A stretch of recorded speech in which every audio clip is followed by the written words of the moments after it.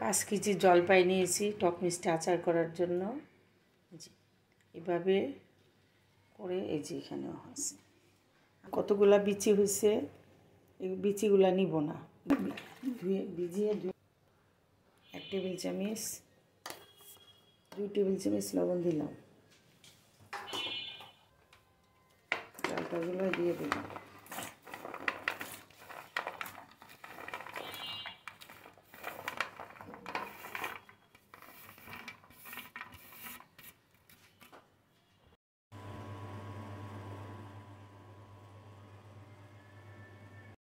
আসসালামু আলাইকুম। আজ বানাবো জলপাইয়ের টক ঝাল মিষ্টি আচার। বড় একটা কড়াই নিয়েছি, সরিষার তেল দিয়ে দিলাম,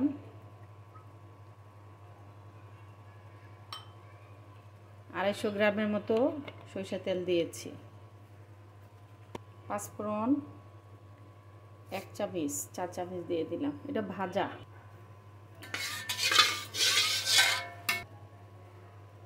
রসুন দিলাম 250 গ্রাম, সিলে বড় বড় রসুন মাঝখানে একটু কেটে দিয়েছি।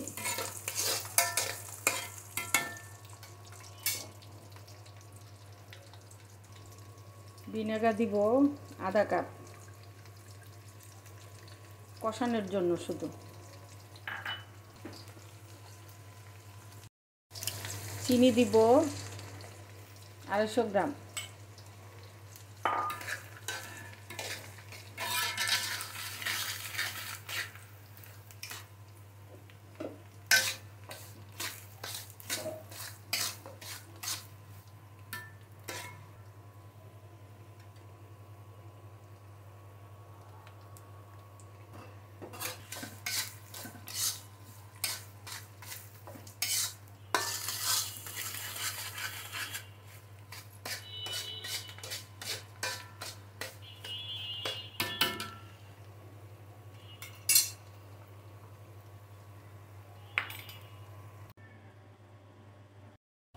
দুই টেবিল চামচ হলুদ, 2 টেবিল চামচ মরিচ আর 3 টেবিল চামচ লবণ, আর সরিষা এরকম সাদা সরিষা আর হইলো কালো সরিষা ভিনেগার দা বাটা 3 টেবিল চামচ।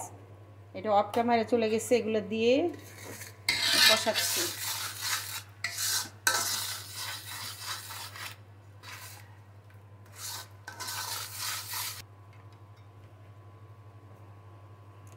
দুই টেবিল চামচ মরিচের গুঁড়া, 2 টেবিল চামচ হলুদের গুঁড়া, 3 টেবিল চামচ লবণ আর 3 টেবিল চামচ সাদা সরিষা কালো সরিষা হাফ ভিনেগার দিয়ে ব্লেন্ডার করে নিয়েছিলাম, সেটা অফ ক্যামেরা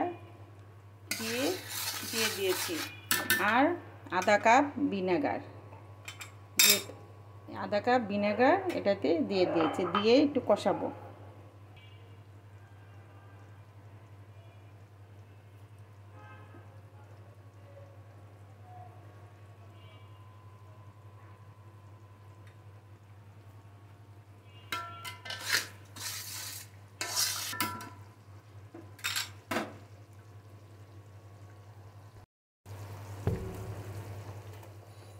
তারপর এগুলো কেটে ধুয়ে লবণ দিয়ে ধুয়ে কাপড় দিয়ে মুছে দেখেন একবারে ঝরঝরা, এটা দিয়ে দিলাম।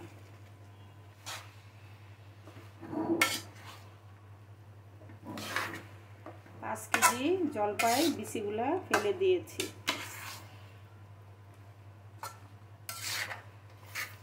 আচারে মশলা কম বেশি আপনারা দিতে পারেন, বাকিগুলো দিয়ে দিলাম।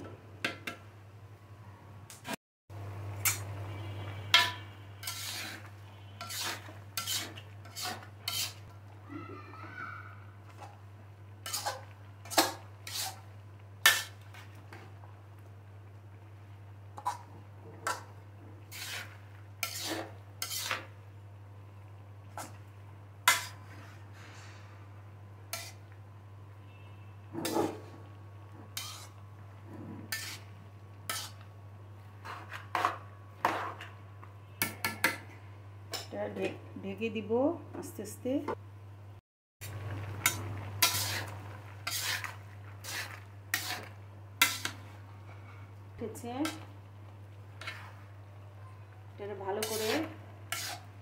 বসিয়ে ভালো করে এটা শুকায় ফেলবে।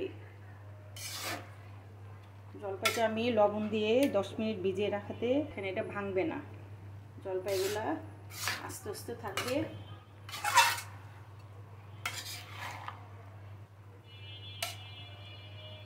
সব বিচি ফেলে দিয়েছি।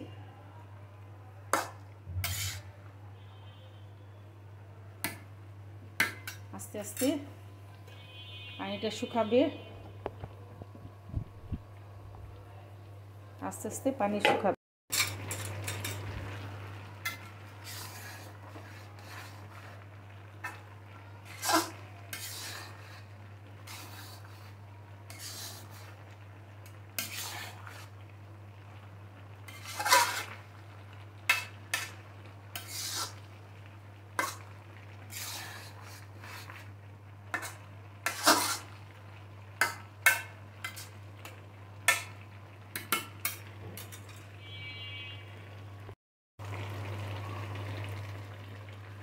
উল্টাই দিব এখন।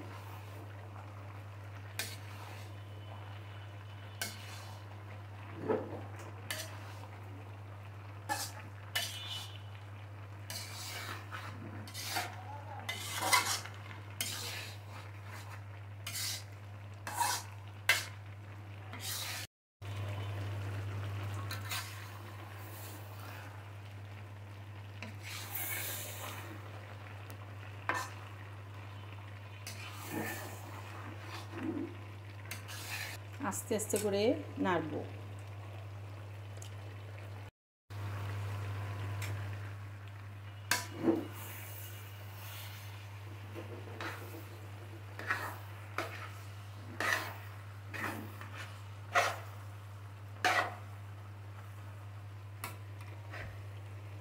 একটু চুলাটা কমাই দিব মাঝখানে, যেন এই পানিটুকু যেন শুকনো শুকনো হয়ে যায়। চুলার আঁচটা একটু কমিয়ে রাখবো।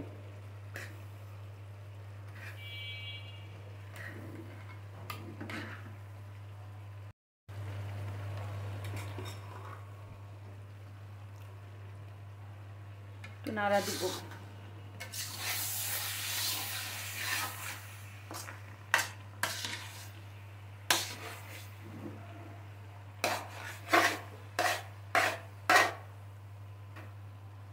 দেখেন পানিটা,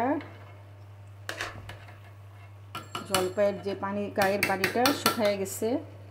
এখন আরেকটু তেল দিব। 250 দিচ্ছি, 250 গ্রাম সরষের তেল দিয়েছি।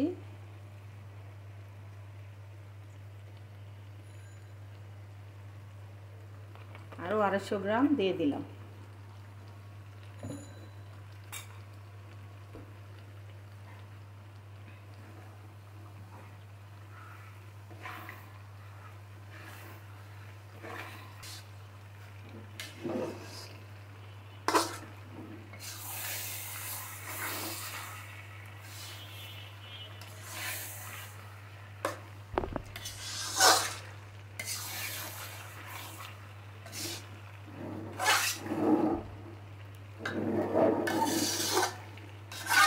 তেলটা আপনারা একবারে দিবেন না, প্রথম দিবেন, পরে আবার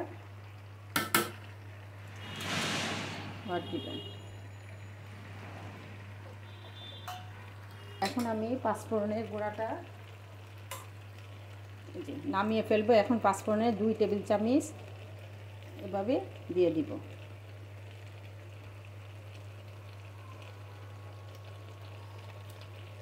নামানোর আগে দিবেন, তারপরে আস্তে আস্তে করে নাড়া দিয়ে দিব।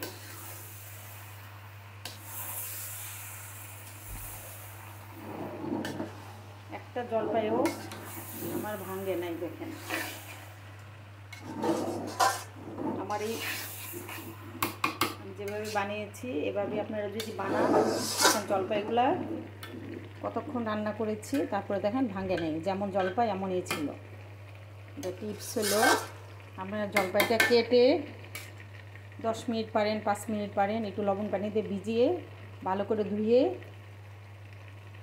সেকে কাপড় দিয়ে মুছে নেবেন। আর রোদ থাকলে একটা রোদও দিতে পারেন যদি কারোর রোদ থাকে। হ্যাঁ, আর যদি রোদ না থাকে কাপড় দিয়ে মুছে নেবেন। রোদ থাকলে হালকা একটু রোদে দিয়ে পানিটা শুকায় ফেলবেন। কত লোভনীয় হয়েছে আচারটা দেখেন। আর টক মিষ্টি আচারে আর কোনো কিছু দিব না। দেখেন একবারই ভিতরে দেখাই যে ভিতরটা কত, দেখেন শুধু তেল। এখন আর হয়ে গেছে আমার আচার। এখন আমি একটু হালকা ঠান্ডা হলে বয়মে বা জারে ভরে রাখবো। আমার রান্নাগুলো যদি, আমার আচারের রেসিপিকে যদি আপনাদের ভালো লাগে, লাইক, কমেন্ট, শেয়ার ও সাবস্ক্রাইব করবেন।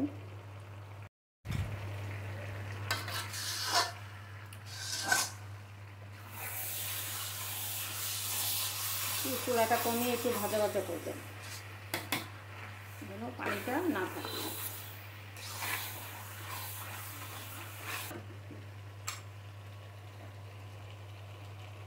চুলা বন্ধ করে দিলাম, যে ঠান্ডা হলে বয়মে ভরে ফেল। হয়ে গেল আমার টক মিষ্টি ঝাল আচার। দেখেন কত লোভনীয় হয়েছে।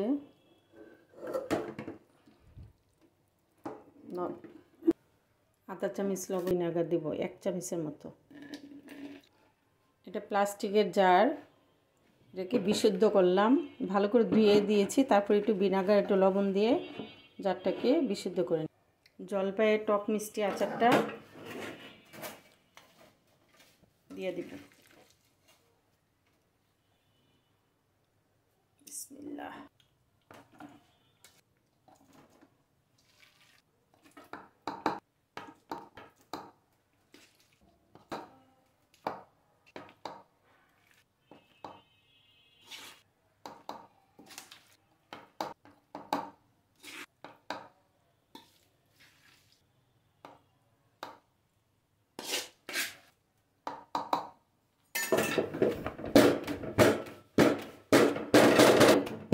ঝাঁকাইয়া নেবেন।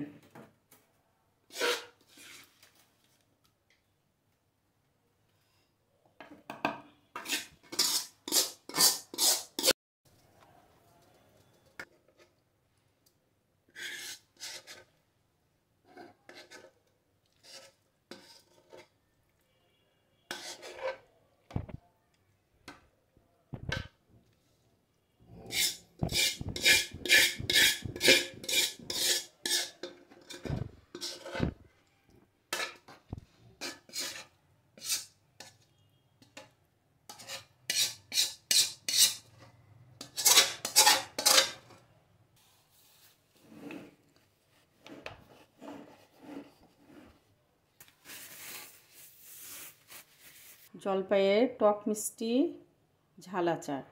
উপরে একটু তেল দিয়ে দিব, অল্প তেল দিব উপরে।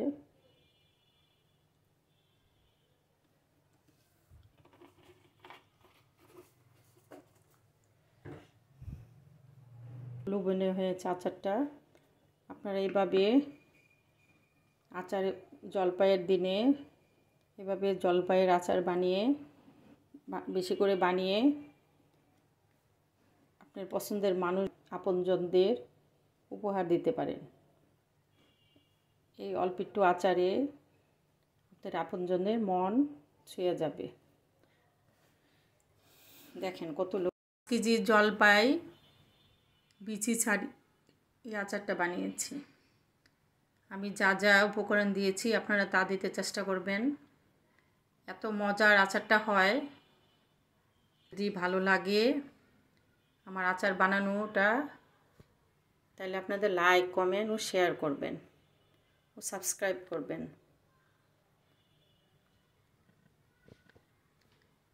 আল্লাহ হাফেজ।